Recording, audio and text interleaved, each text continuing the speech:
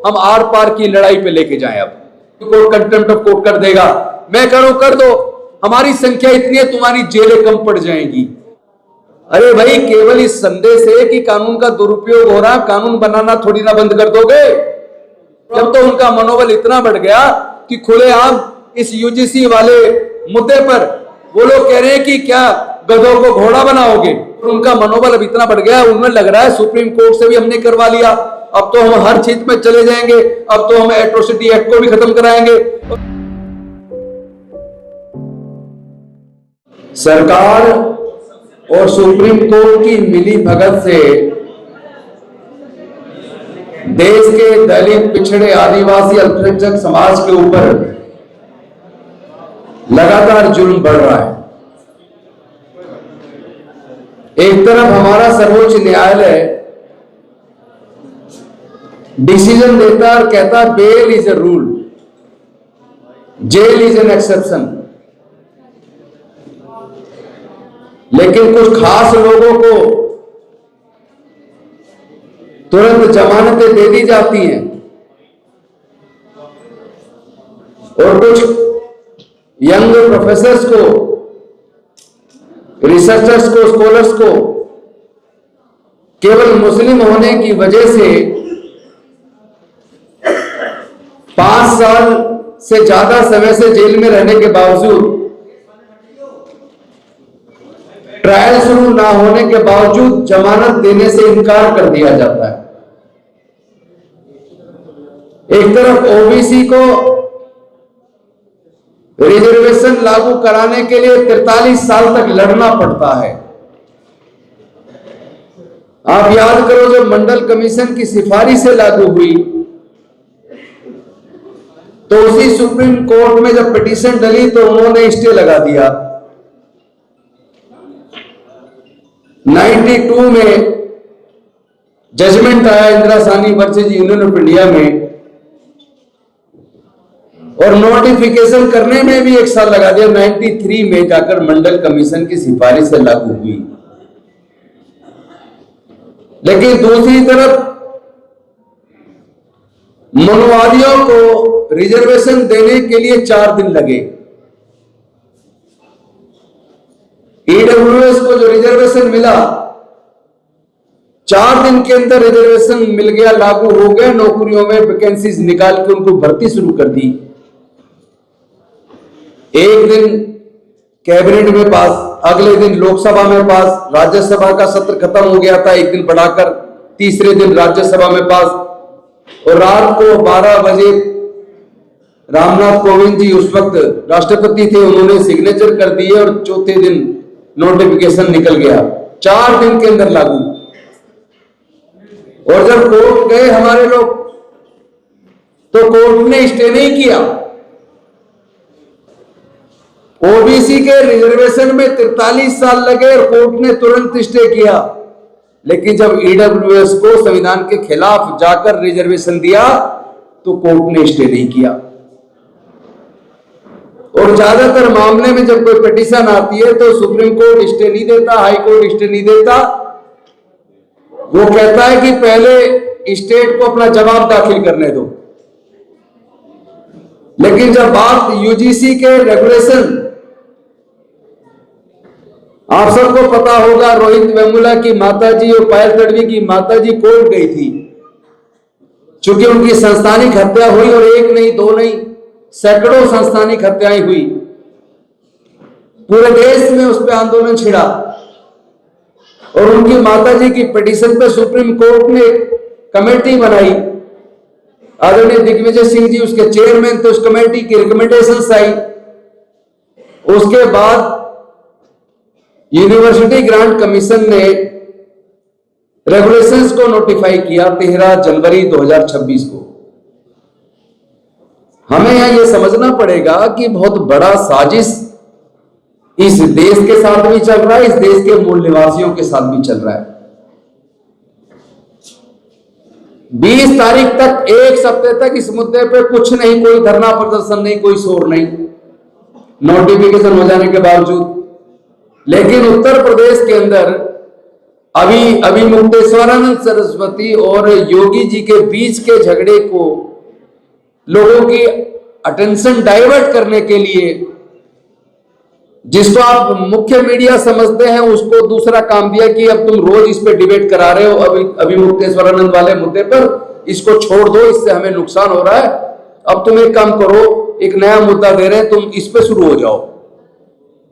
तो जहां पूरे देश में कोई बड़े धरने प्रदर्शन नहीं चल रहे थे, वहां पूरे देश के सारे मुख्य मीडिया चैनलों ने डिबेट शुरू करवा दी। यूनिवर्सिटी ग्रांट कमीशन के रेगुलेशन जो नोटिफाई हुए उसके बारे में, और कहना शुरू किया इसमें तो समाज बढ़ जाएगा, इसका तो दुरुपयोग होगा, इसमें तो सो कॉल्ड अपर कास्ट लोगों के खिलाफ इस कानून का मिसयूज होगा। रोज रोज दो तीन डिबेट सारे टीवी चैनल पर शुरू हो गई, और अभी मुक्तेश्वरानंद वाले मुद्दा खत्म। लेकिन हमारे लोग ही तो इन मीडिया चैनलों को देखते, मैं इतने साल से कह रहा हूं कि ये मुख्य मीडिया चैनल जिनको कहा जाता है, ये कोई मीडिया चैनल नहीं है, ये बीजेपी के लिए काम करने वाले, बीजेपी के लिए नैरेटिव बनाने वाले लोग हैं। आप इनको देखना बंद करिए। और मजे की बात देखिए, जब ये मैटर सुप्रीम कोर्ट में गया, जिस सुप्रीम कोर्ट की डायरेक्शन पे ये कमेटी बनी, जिस सुप्रीम कोर्ट की डायरेक्शन पर कमेटी के रिकमेंडेशन से ये रेगुलेशन नोटिफाई हुए, उसी सुप्रीम कोर्ट ने उस यूजीसी के नोटिफिकेशन को स्टे कर दिया। और आप जानते हैं क्या ग्राउंड ली स्टे करने के लिए? 2 ग्राउंड ली। एक तो उन्होंने कहा कि इसके दुरुपयोग की संभावना है, दूसरा उन्होंने कहा कि इससे समाज बट जाएगा। तो भाई मैं पूछना चाहता हूं, ये समाज क्या हमने बांटा? क्या ये मनुस्मृति हमने बनाई? क्या समाज को 4 वर्ण में हमने बांटा? क्या 6743 जातियों में समाज को हमने बांटा? तो ये सुप्रीम कोर्ट को जवाब देना चाहिए।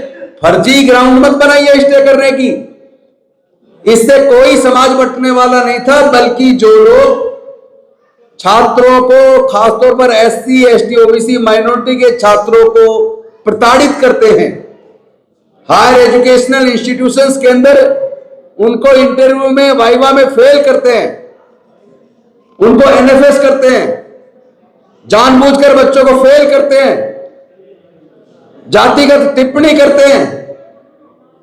ऐसे उत्पीड़न के कामों को रोकने के लिए यह नोटिफिकेशन आया था। और वैसे भी यह नोटिफिकेशन केवल शेड्यूल्ड कास्ट, शेड्यूल्ड ट्राइब या ओबीसी के लिए नहीं था, इसमें तो ईडब्ल्यूएस तो सारे जनरल कैटेगरी वाले लोग भी तो सारे कवर हो रहे थे, इसमें विकलांगता भी कवर हो रही थी। ये सेक्स के आधार पर, कास्ट के आधार पर, रीजन के आधार पर, लैंग्वेज के आधार पर, डिसेबिलिटी के आधार पर, ईडब्ल्यूएस के आधार पर, किसी भी आधार पर अगर किसी के साथ पक्षपात होता है तो वो कमेटी जांच करके टाइम बाउंड रिपोर्ट जमा करेगी। तो इसमें कहां पक्ष की बात आ गई? इसमें कहां किसी के खिलाफ दुरुपयोग की बात आ गई? दूसरी बात, अगर ये मान ले कि कोई भी अगर कानून बनता है या कोई भी रेगुलेशंस आता है तो उसका दुरुपयोग हो सकता है, क्या दुरुपयोग होने की संभावना मात्र पर क्या आप इस देश के सारे कानूनों को सुप्रीम कोर्ट रद्द कर देगी? क्या हमारी इसी सुप्रीम कोर्ट की एक नहीं, ऐसे 50 जजमेंट है, हाई कोर्ट की अनेकों जजमेंट है, जिस जजमेंट के अंदर खुद कोर्ट कहती है कि कितने एनकाउंटर फेक हो रहे हैं, और यही कोर्ट कहती है कि बहुत सारे बेकसूर लोगों पे मुकदमा बना के जेल में रखा हुआ है। यही कोर्ट कहती है दहेज उत्पीड़न के मामले ज्यादातर फर्जी है, इस कानून का दुरुपयोग हो रहा है। अरे भाई, केवल इस संदेश है कि कानून का दुरुपयोग हो रहा है, कानून बनाना थोड़ी ना बंद कर दोगे। जब पहले से कानून में प्रोविजन है कि कोई अगर कानून का दुरुपयोग करके झूठा मुकदमा बनाता है तो झूठा मुकदमा बनाने वाले के खिलाफ फॉल्स इंप्लीकेशन का केस दर्ज के उसको सजा दो, कानून को थोड़ी ना रद्द कर दोगे। तो सर्वोच्च न्यायालय की दोनों ग्राउंड बिल्कुल वाजिब नहीं है, बल्कि एक तरीके से भारत की दलित, पिछड़े, आदिवासी, वंचित लोग के साथ, गरीब लोगों के साथ धोखा है। तो मैं कहना चाहता हूं कि यह साजिश का पर्दाफाश आपको करना पड़ेगा। एक मुद्दे से आपका ध्यान भटकाते हैं, दूसरा मुद्दा दे देते हैं, दूसरे से भटकाते हैं, तीसरा मुद्दा दे देते हैं। तो आप इनके चक्कर में, चक्रव्यूह में फंसे रहोगे क्या? क्योंकि इन्होंने जो ठेकेदारी दी है ना आपको धर्म की रक्षा करने की, आप जितने भी लोग हैं हमारे समाज के SC ST OBC के, इनके अनेकों ऐसी भी जातियां SC की और ST OBC में है जो जातियां खुद अंधविश्वास पाखंडवाद में फंसी हुई है। उनके बच्चों से शिक्षा को महंगा करके शिक्षा छीन ली गई है, लेकिन उनकी आंखें नहीं खुल रही। जितने PSUs बने थे सारे PSUs बेच करके आपकी नौकरी के अवसर खत्म कर दिए, आपकी आंखें नहीं खुल रही। इसी बीजेपी की सरकार ने 4th क्लास एम्प्लॉयमेंट को आउटसोर्स करके ठेके पे दे दिया। सरकारी नौकरी सफाई कर्मचारी की खत्म, चपरासी की खत्म, वाटरमैन की खत्म, राजमिस्त्री की खत्म, खलासी की खत्म, चौकीदार की खत्म, माली की खत्म, तमाम तरह की 4th क्लास की नौकरियों को इन्होंने खत्म करके ठेकेदारों के हाथ में सौंप दिया, लेकिन आपकी आंखें बंद है। दुख की बात यह है कि हमारे लोग अंधविश्वास पाखंडवाद में इस हद तक ग्रसित है कि यही सरकार, भाजपा की सरकार, धीरे धीरे धीरे धीरे आपके बच्चों के गर्दन को रेत रही है, एक एक करके मार रही है, लेकिन आपकी आंखें नहीं खुल रही। क्योंकि आपके आंखों पे धर्म का जो चश्मा लगाकर आपको धर्म रूपी अफीम चटा दी है, और आप उसी अफीम को चाट कर, जिस प्रकार में मुझे याद आता है जब मैं छोटा था, मैं देखता था कि जो वर्किंग साइट होती थी वहां पे महिलाएं क्या करती थी, काम करते हुए काम में डिस्टर्ब ना हो तो वो क्या करती थी कि 2 बांस में ऐसे एक रस्सी बांधकर और उस पे एक चादर बांधती थी और अपने बच्चे को अफीम चटाकर उस चादर में सुला देती थी। बच्चा सुबह से शाम तक सोता रहता था, माँ अपने काम में लगी रहती थी। इसलिए बच्चे को भूख भी लगती होगी लेकिन रोता नहीं। सुबह से शाम तक बच्चा क्यों सोया हुआ है? क्योंकि उसको अफीम चटाई हुई है। ये इस देश के गरीब मजदूर की हालत रही है। तो जिस तरह गरीब महिलाएं हमारी बच्चे को अफीम चटाकर सुबह से शाम तक सुला दिया करती थी ताकि हमारा काम डिस्टर्ब ना हो, उसी प्रकार ये जो देश के दलित, पिछड़े, आदिवासी, वंचित वर्ग की नौकरी छीन रहे हैं, उनसे शिक्षा छीन रहे हैं, उनसे रोजगार छीन रहे हैं, मनरेगा में जो 100 दिन की रोजगार की गारंटी दी थी उसको भी छीन लिया। उसके बाद भी आप चुप हैं, चूंकि आपको उसी तरह, जिस तरह गरीब माँ बच्चे को अफीम चटा के सुला देती है, उसी तरह तुम्हें धर्म की अफीम चटा कर सुला दिया है। तुम्हारे बच्चों का कत्ल हो रहा है, तुम्हारे बच्चे यूनिवर्सिटीज में सुसाइड कर रहे हैं, तुम्हारे बच्चों का रोज उत्पीड़न हो रहा है। आपको पता है 2019 से 2021 के बीच 35,000 बच्चों ने, छात्रों ने सुसाइड किया। हमने इस बात की बारीकी से जांच की कि ये जो 35,000 बच्चों ने सुसाइड किया ये किस वर्ग के? पता लगा 95% SC ST OBC माइनॉरिटी के। फिर हमने पता किया सुसाइड का कारण क्या है, तो सुसाइड के 2 कारण निकल के आए। पहला कारण SC ST OBC माइनॉरिटी के बच्चों को जानबूझकर उनको वाइवा में नंबर कम दिए जाते हैं, इंटरनल एग्जाम में फेल कर दिया जाता है, इंटरव्यूज में फेल कर दिया जाता है, NFS कर दिया जाता है, साथ में जातिगत जो शब्द इस्तेमाल करके डिमोरलाइज किया जाता है, नाना प्रकार से प्रताड़ित किया जाता है। तो बच्चे डिप्रेशन में आ जाते हैं, और डिप्रेशन में आ जाते हैं तो या तो सुसाइड कर लेते हैं या कॉलेज छोड़ देते हैं। अभी अभी एक डाटा आया, उस डाटा में SC ST OBC के बहुत भारी मात्रा में बच्चों ने स्कूल कॉलेज छोड़ दिए। मैंने उसकी भी जांच की तो आपको जान के ताजुब होगा, उसमें 98% ड्रॉप आउट जो है कॉलेज छोड़ने वाले, हायर एजुकेशन छोड़ने वाले SC ST OBC के लोग हैं, और उसमें भी 60% से ज्यादा OBC के बच्चे हैं। पता है आपको क्यों छोड़ रहे हैं पढ़ाई? वो या तो उत्पीड़न के परेशान होकर, या उनको जो फेल कर दिया जा रहा है उस वजह से। एक और तीसरा कारण भी निकल के आया हमारी जांच में। तीसरा कारण यह है कि पहले तो एडमिशन से पहले कोचिंग के ऊपर 2-3 लाख रुपए खर्च करो, और उसके बाद जब बच्चा पास कर लेता है, इंटरनल एग्जाम पास हो जाता है, उसका एडमिशन होता है, एडमिशन में इन्होंने पढ़ाई का खर्चा ऐसा कर दिया, चाहे लॉ कॉलेज में हो, चाहे इंजीनियरिंग कॉलेज में हो, चाहे मेडिकल कॉलेज में हो, चाहे मैनेजमेंट कॉलेज में हो, एक डिग्री करने के लिए 15 लाख से 50 लाख रुपया सरकारी इंजीनियरिंग कॉलेज में, सरकारी मेडिकल कॉलेज में, सरकारी लॉ कॉलेज में, सरकारी मैनेजमेंट कॉलेज में खर्च आता है। अब उसके पास इतना पैसा नहीं है, फर्स्ट ईयर की फीस कहीं से कर्ज लेके जमा कर दी, इधर फर्स्ट ईयर में या तो फेल कर दिया और अगर पास हो गया अब अगली साल की फीस देनी है। बच्चा सोच रहा है स्कॉलरशिप आएगा उससे पिछले साल का कर्ज उतार देंगे और नए कर्ज लेके सेकेंड ईयर की फीस दे देंगे, उसका स्कॉलरशिप आता नहीं है। फर्स्ट ईयर में जो कर्ज लिया था वो कर्ज उतरता नहीं है, एक तरफ कर्ज का बोझ चढ़ रहा है और दूसरी तरफ सेकेंड ईयर की फीस जमा करनी है, फीस का पैसा नहीं है। बच्चा परेशान हो जाता है, डिप्रेशन में चला जाता है। एक तरफ माँ बाप के चेहरे को देख के उसको दर्द पैदा होता है, दूसरी तरफ फीस का इंतजाम नहीं हो रहा, फीस जमा नहीं कर पा रहा, तो वो बच्चा क्या होता है, परेशान होके या तो कॉलेज छोड़ देता है या फिर सुसाइड कर लेता है। ये तीन मुख्य कारण है हमारे एससी एसटी ओबीसी के बच्चों के बीच में कॉलेज छोड़ के चले जाना या सुसाइड कर लेना। और ऐसे हालात में ये सरकार आपके बच्चों का जो उत्पीड़न हो रहा है उसको अटेंशन को डाइवर्ट करने के लिए ये आपके बीच में रोज कोई ना कोई नया मुद्दा ला देती है। आप उस मुद्दे में उलझे रहते हैं। असली मुद्दों से ध्यान भटकाने की बहुत बड़ी साजिश है और उसी के तहत वो लोग इतने पावरफुल हो गए आपकी हमारी कमजोरी की वजह से। चूंकि पहले तो आप एक चीज तय कर लो, पहले एक बात तय कर लो, 85 से वार और 15% से प्यार, ये नहीं चलेगा। 15% से प्यार और 85% पे वार, ये नहीं चलेगा। इसके लिए लड़ने की तैयारी करो। इन लोगों ने आज इनका मनोबल इतना बढ़ गया, चूंकि मुख्य मीडिया जितना सारा मनुवादी है, सारा इनके फेवर में नैरेटिव सेट करने में लगा रहता है, सारा बीजेपी के फेवर में नैरेटिव सेट करने लगता है। सरकार से कभी सवाल नहीं पूछता, विपक्ष से सवाल पूछता है, विपक्ष से सवाल पूछता है। और आपके मुद्दे तो कभी वहां चर्चा में आते ही नहीं।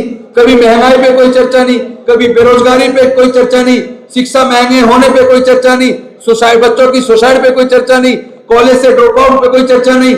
चर्चा जब भी होगी तो हिंदू मुसलमान पे।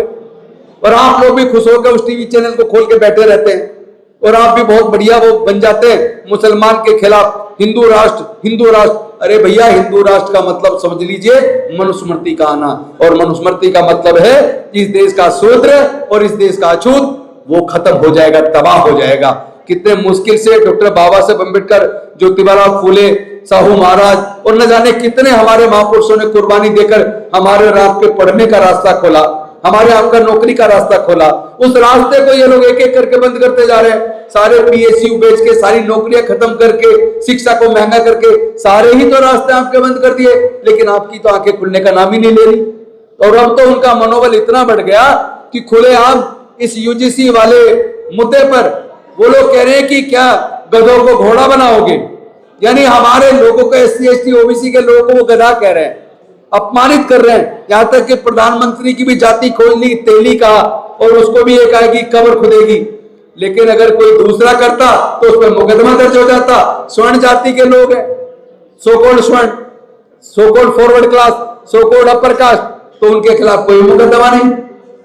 तो ये बहुत बड़ी साजिश है और उनका मनोबल अब इतना बढ़ गया, उन्हें लग रहा है सुप्रीम कोर्ट से भी हमने करवा लिया, अब तो हम हर चीज में चले जाएंगे, अब तो हम एट्रोसिटी एक्ट को भी खत्म कराएंगे। और कल को अगर सुप्रीम कोर्ट के तर्क को मान लिया जाए, बलराज जी, मैं भी एडवोकेट हूं, आप भी एडवोकेट हैं, सुप्रीम कोर्ट ने दो ही तो इसमें तर्क लिए, एक तो एक इससे समाज बटेगा, दूसरा ये इसका दुरुपयोग हो सकता है, यही तो तर्क लिया इन्होंने। तो अगर इसी तर्क पे जाएंगे तो भैया ये बताइए कि आज ये जो लगातार नफरत देश में फैला रहे हैं, नफरत का जहर पूरे देश में घोल रहे हैं, इसी तरीके से सुप्रीम कोर्ट के जजमेंट तक को भी अपने फेवर में करवा रहे हैं। और अब वो कल को कह देंगे कि भाई इससे समाज बट जाएगा, तो कल को कहेंगे रिजर्वेशन से भी समाज बट रहा है, इसलिए वो रिजर्वेशन को भी खत्म करो। अगर कोर्ट इस यूजीसी गाइडलाइन को ये कह के स्टे कर सकती है इससे समाज बट रहा है, तो कल को रिजर्वेशन को भी, एससी एसटी ओबीसी के रिजर्वेशन को भी ये कह के रोक सकती है कि इससे समाज बट रहा है। तो ये लॉजिक नहीं है, ये कोई तर्क नहीं है, कुतर्क है। और ऐसे कुतर्कों के खिलाफ मजबूती के साथ हमें खड़ा होना चाहिए। अगर हम नहीं होते तो फिर कहीं ना कहीं हम खुद दोषी हैं, अपने बच्चों के भविष्य को बर्बाद करने में हम सहयोगी बन रहे हैं। तो मैं जो आज 4 प्रस्ताव हमारे साथी जी ने रखे, मंडल जी ने रखे, उन प्रस्तावों का समर्थन करते हुए और इन शब्दों के साथ कि इस लड़ाई को हम आर पार की लड़ाई पे लेके जाएं। अब हमें तय करना पड़ेगा कि या तो तुम ये बताओ कि देश के सारे जल जंगल जमीन व्यापार सब कुछ कब्जा के बैठ गए, उसमें हमें हिस्सेदारी कब दोगे? हमें अब हिस्सेदारी चाहिए, इससे कम पे समझौता नहीं है। हमें हर क्षेत्र में हिस्सेदारी चाहिए, जल में, जंगल में, जमीन में, नेचुरल रिसोर्सेज में, हर क्षेत्र में हिस्सेदारी चाहिए। और सुप्रीम कोर्ट, हाई कोर्ट के अंदर भी हमें अब हिस्सेदारी, भागीदारी चाहिए। इसके बिना काम चलने वाला नहीं है। इस बात से मत डरो कि कोर्ट कंटेम्प्ट ऑफ कोर्ट कर देगा। मैं करूं कर दो, हमारी संख्या इतनी है तुम्हारी जेलें कम पड़ जाएंगी। जेल तो छोड़ो, जब आप हमें जेल में डालना शुरू करोगे, जब जेलें भर जाएंगी, आपके घर भी भर जाएंगे, आपको पैर रखने के लिए जगह नहीं मिलेगी। हम इतने लोग हैं, हमें 110 करोड़ लोगों को कहां पे बंद करोगे आप? तो मैं आपसे आह्वान करना चाहता हूं, SC ST OBC माइनॉरिटी के लोगों, अपने बच्चों के भविष्य के लिए एकजुट होकर इस लड़ाई को लड़ो। अगर SC अलग लड़ेगा, ST अलग लड़ेगा, OBC अलग लड़ेगा, जैसा उन्होंने बताया रतन लाल जी ने कि वो ये भी चला रहे, एक वो जो जिसने रिजाइन फर्जी दिखाने के लिए किया था, अब वो ये भी चला रहे कि हम जो एट्रोसिटी एक्ट को खत्म करवाने का आंदोलन शुरू करेंगे, और उसमें आपको OBC को कहेंगे OBC के खिलाफ झूठे मुकदमे बनते हैं। तो भाई मैं ये कहना चाहता हूं कि आप SC ST OBC के लोगों एक हो जाओ और इन लोगों को सबक सिखाने की तैयारी करो और हिस्सेदारी, भागीदारी की लड़ाई को तेज करो। और ये बहुत अच्छा मौका है, सब लोग एकजुट होकर अपनी इस लड़ाई को लड़ेंगे तो निश्चित आने वाले समय में हमें जीत मिलने वाली है। इस भरोसे के साथ मैं अपनी वाणी को विराम देता हूं। बहुत बहुत धन्यवाद। जय भीम, जय भारत। खबरों में बने रहने के लिए फोरम 4 को सब्सक्राइब करें और नोटिफिकेशन पाने के लिए बेल आइकन दबाएं।